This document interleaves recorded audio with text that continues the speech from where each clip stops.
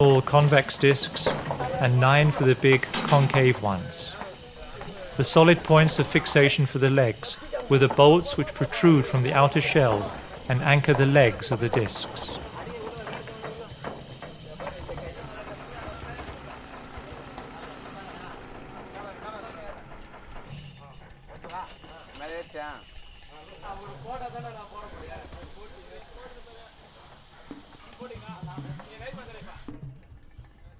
Each disc had to be manually held in place during fixation, while behind the disc a lot of people balanced on the bolts to fix the nuts as quickly as possible.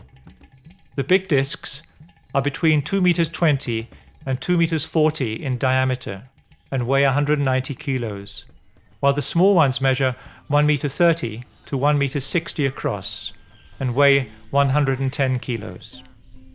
By August 2002, 1,024 discs had been put in place, and with only some 390 more to go, by then the golden discs had covered the sphere almost down to the top of the petals, one could begin to have a very good idea of what the completed Matrimandir would look like one day.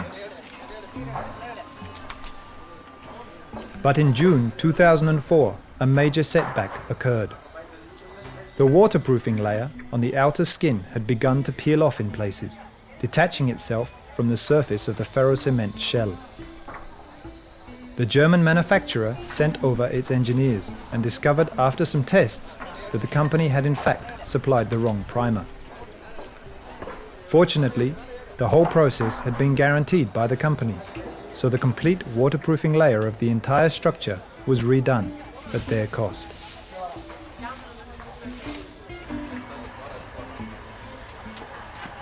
This new and unanticipated work was a very messy one, for it involved sandblasting the ferrocement surface of 4,000 square meters with a 2-inch pipe to remove all traces of the old primer.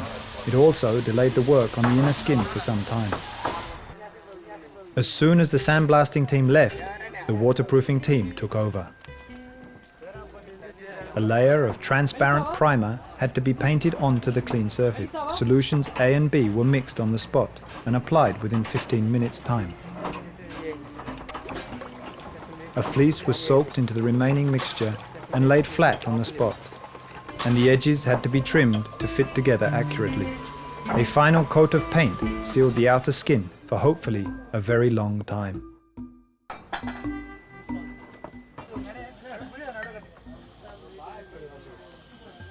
In 1998, the interior of the petals began to take shape.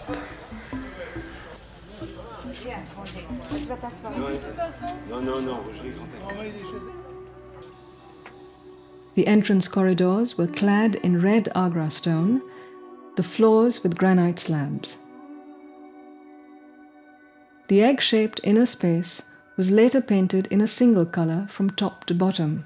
The roundness of these spaces was then punctuated only by the pure white of the marble floor.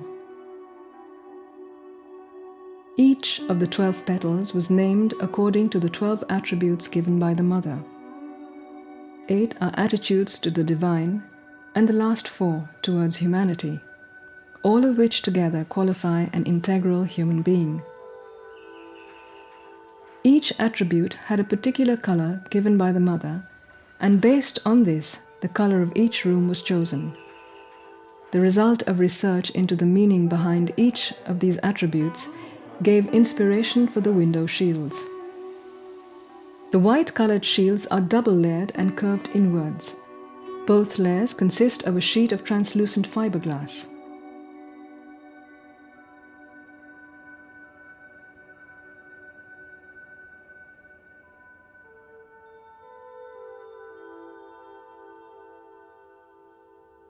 The inner layer has cutouts of various sizes, creating a chiaroscuro effect, a magical play of light and shadow underscored by its mirror image in the glass door.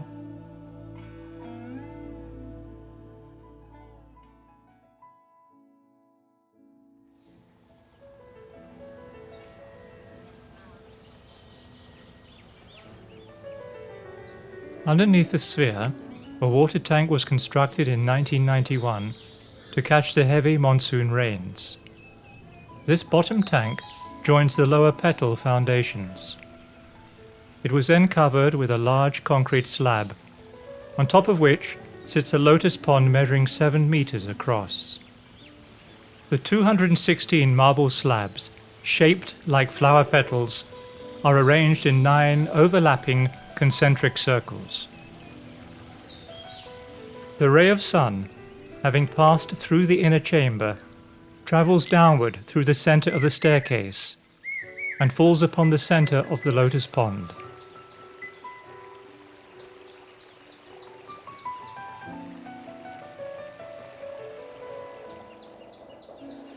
The sound of the stone-cutting saws has been the dominant sound for some months near the service entrance to the Matrimandir.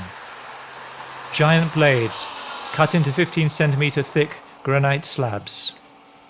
Cutting and moving the many tons of stones around is a major undertaking. There are 12 pathways, 4 of which lead into the sphere by the staircases, and 8 of which lead to the lotus pool underneath. In all, there will be a few thousand meters of pathways in the future gardens, all of which will be clad in a combination of granite slabs and red sandstone. Including the road which rings the oval, there will be some 3,500 meters of pathways in the area.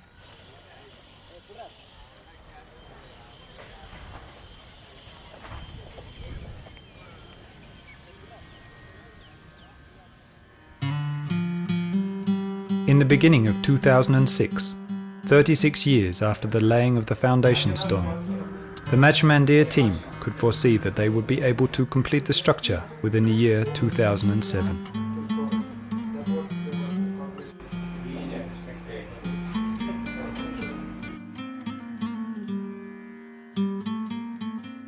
There are still a number of things that need to be done. On the inside, the ramps and the inner skin needs to be finished. All the technical questions regarding both of these jobs have been finalized, and it's just a question of getting the material and getting the work done. On the outside, the old heliostat has to be replaced by a newer version, which is ready. And of course, the 12 petals have to be finished. There is not much to be done. The paintwork has to be completed, and there is some problems with the ventilation as they are today, but these things can be modified, and it's not a very big job. The large discs, which will be over each of the 4 entrances, these are 4-meter wide discs, are still under fabrication. Also still underway is the fabrication of the shield, which is just behind them, which is beside the entrances, above and below. We are using the same process which was used to make the golden tiles for the big discs on Matrimandir.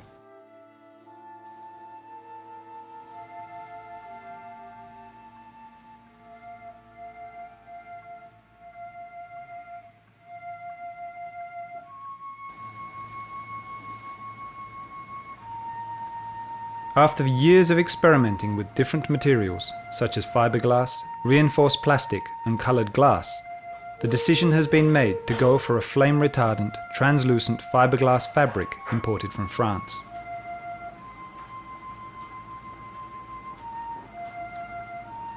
The 800 prefabricated triangular elements of the inner skin, composed of white, powder-coated aluminium frames, over which a translucent sheet of this glass-based fabric will be stretched, are still being prepared in the workshop.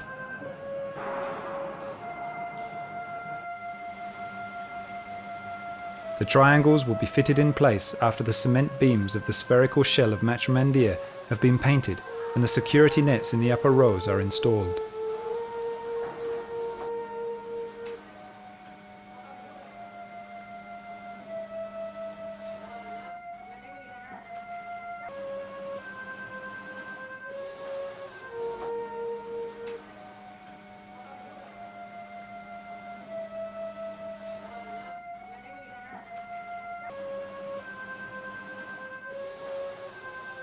Behind the panels, about 1,300 LED lights are installed for lighting the inside of the sphere at night. A combination of 3 different diodes is needed to get the exact soft golden pink glow that the mother had wanted.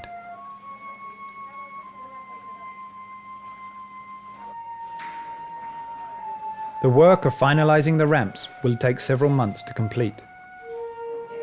In the meantime, a temporary pipe and plank staircase from the 2nd level right up to the chamber door was built. Finally, the ramps can be fitted with their final surfacing and glass parapets. The floor of the ramps is made of aluminium honeycomb panels. They are extremely lightweight and normally used in aeroplanes. How do you cut that curve out of the aluminum? Chopstick.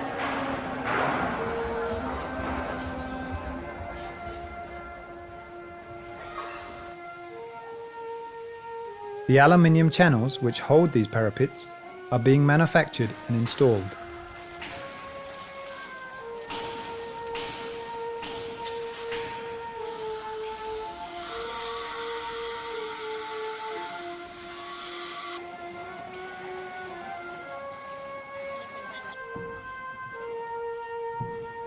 The glass for the railing is being manufactured and bent nearby Chennai. Then the handrail is fitted on top and gives stability and rigidity.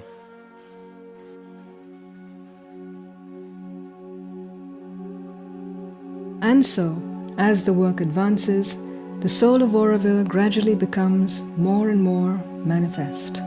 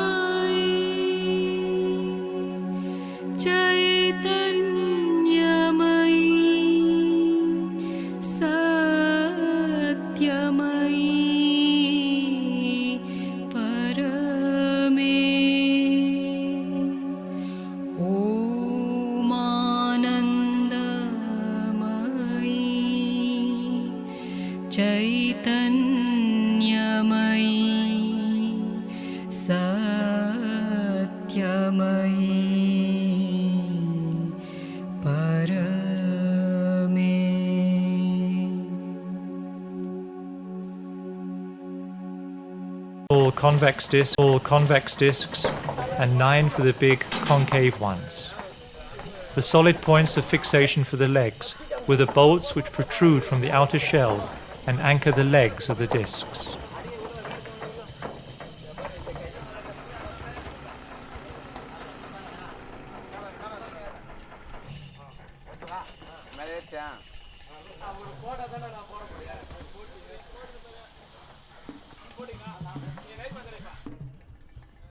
Each disc had to be manually held in place during fixation, while behind the disc a lot of people balanced on the bolts to fix the nuts as quickly as possible.